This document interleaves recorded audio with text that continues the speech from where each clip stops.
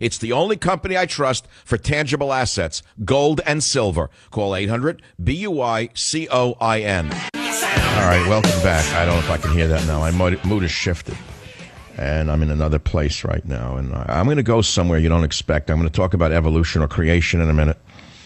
I'm going to talk about the craftiness of a healer and how hunters actually work in the third world and how they capture their prey through the most amazing techniques you could ever imagine, lost to mankind.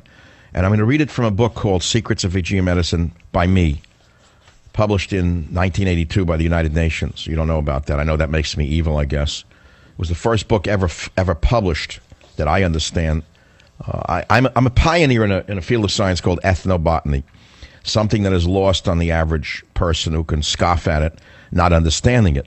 But in all the years I spent sacrificing myself and my family for my faith in the powers of healing as found in the third world healing arts, particularly in medicinal plants, which account for many of our medicines today, it forced me to think and live amongst people that you wouldn't expect, because you're typecasting me as some evil white Republican conservative, as though that's evil unto itself. It's fine. People do that.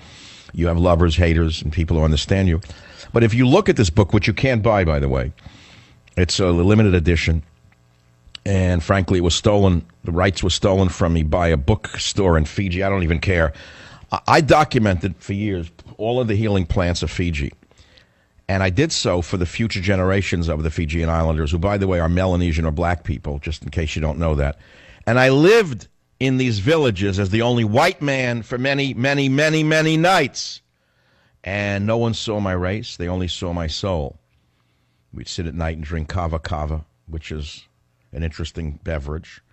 And we do the ceremony. I learned the ceremony. And we drink the kava kava with the ceremony. And at night, they would look at me in these straw huts, and they would say to each other, "Do you think he's Fijian?" And they would say, "Yes, he's Fijian," meaning I became one of them. And that ritual was necessary in order for me to be accepted by the men of the village, who would then let me talk to the women of the village, who were the folk healers with their remedies.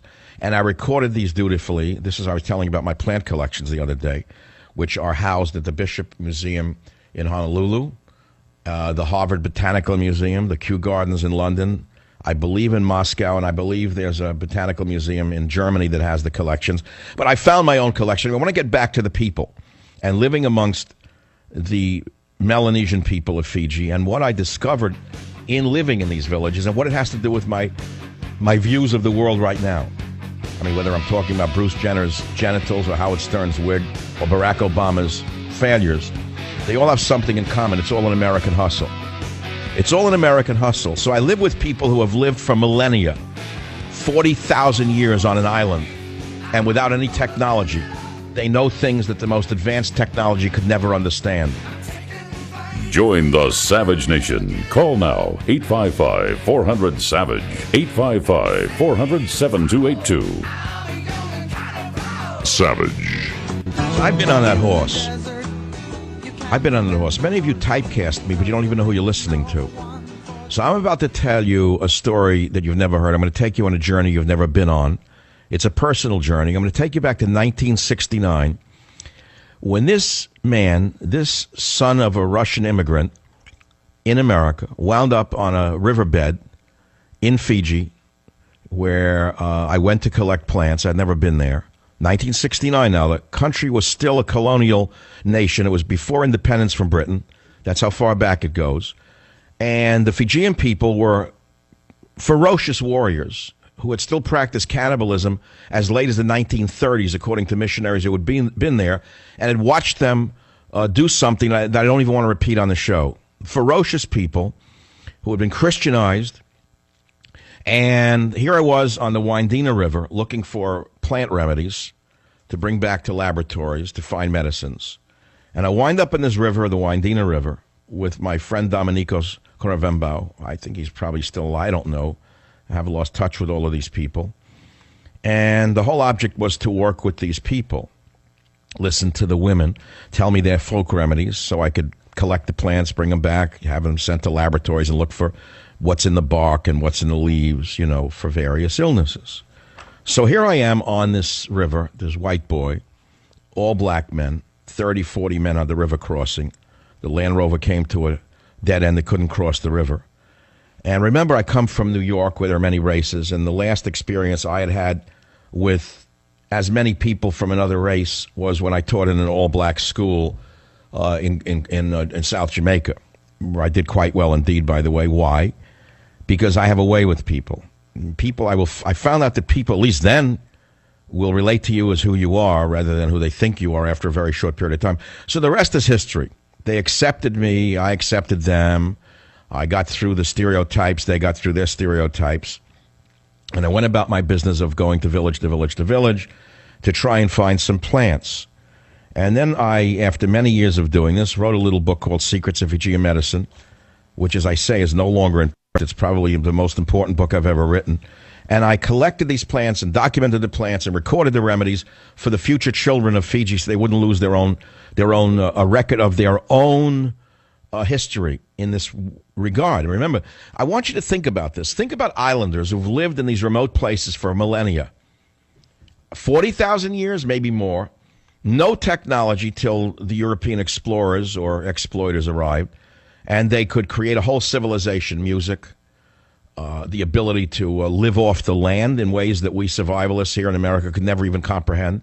I love to watch the show Naked and Afraid on Nat Geo, and you see people trying to live on their wits in these strange places, and I think about the culture, the physical culture of these islanders and what they developed, that in addition to knowing how to hunt and fish and which plants to eat and not to eat, they had a whole medical world, medicine in the jungles.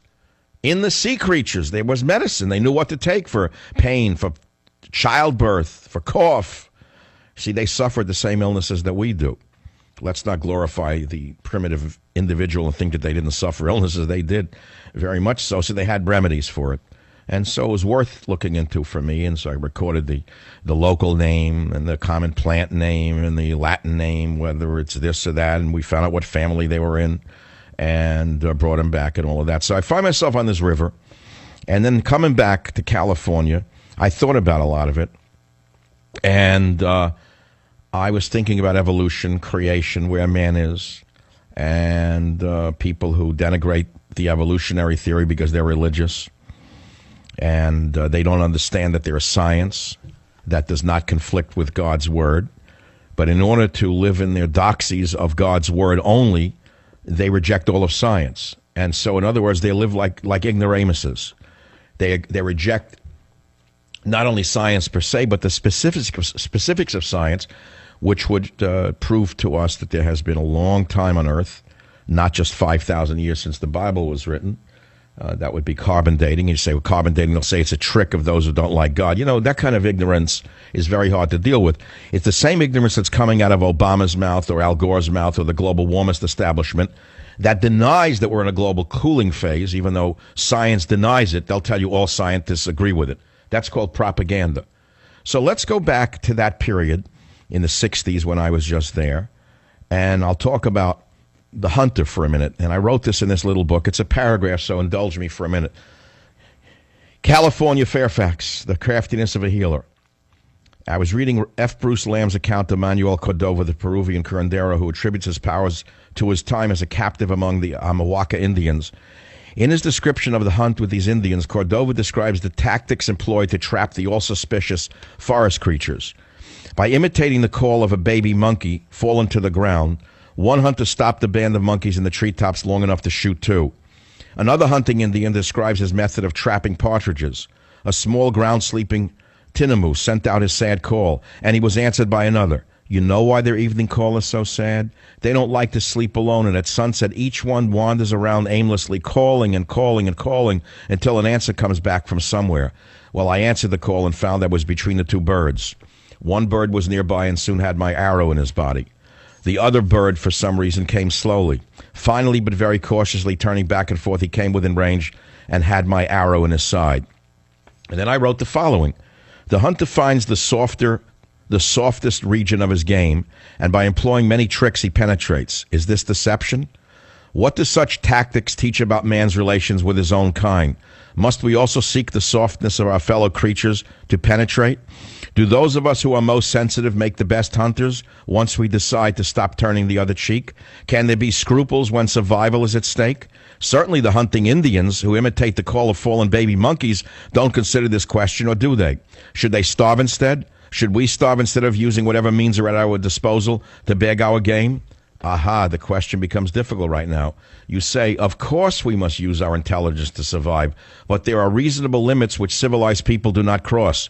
Well, I ask you this, can you define these limits? The relativity of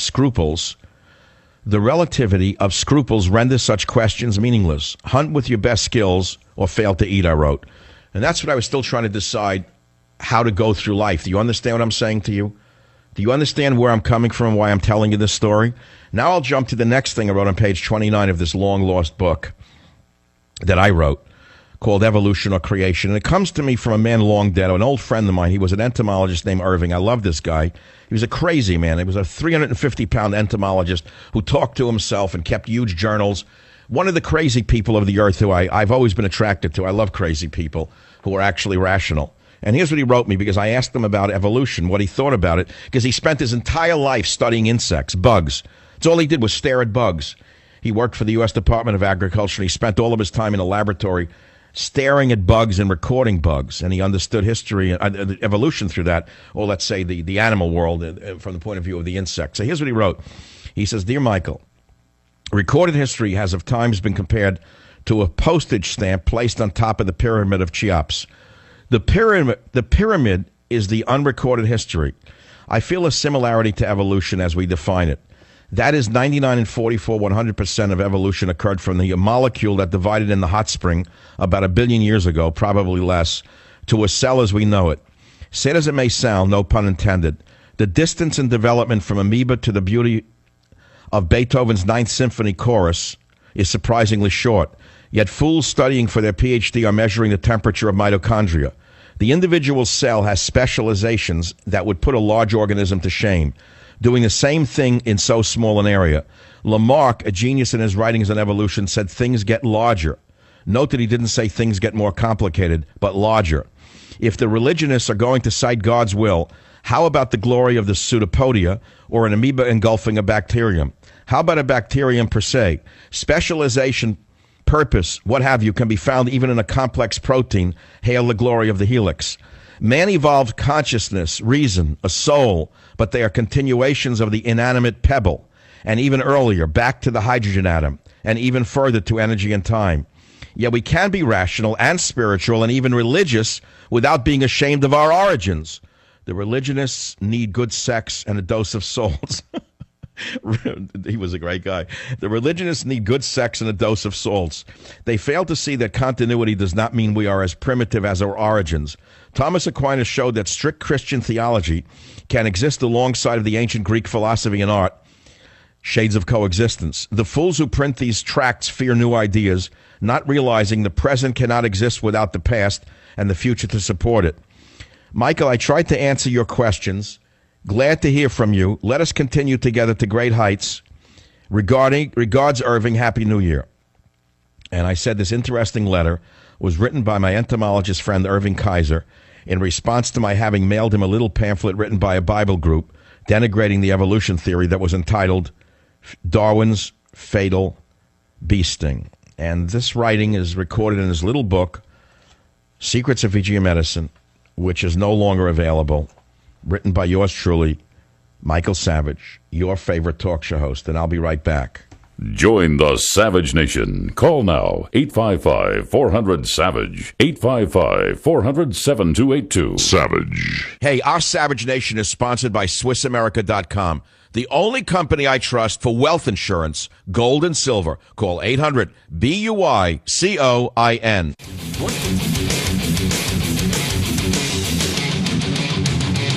So let me back up a bit. Listen to me. Many of you have followed my show for years, some for 21 years, some for 21 minutes, some for 21 days. And if you had just tuned in at 30 minutes after that, you wouldn't know what I'm talking about. You'd say, I don't even understand what he's saying. I can't follow it. What is he doing? What's he talking about? The craftiness of a healer, the evolution or creation thing, where this come from. I don't think you understand what I'm doing right now on radio. I am evolving for you right in front of your eyes because I have decided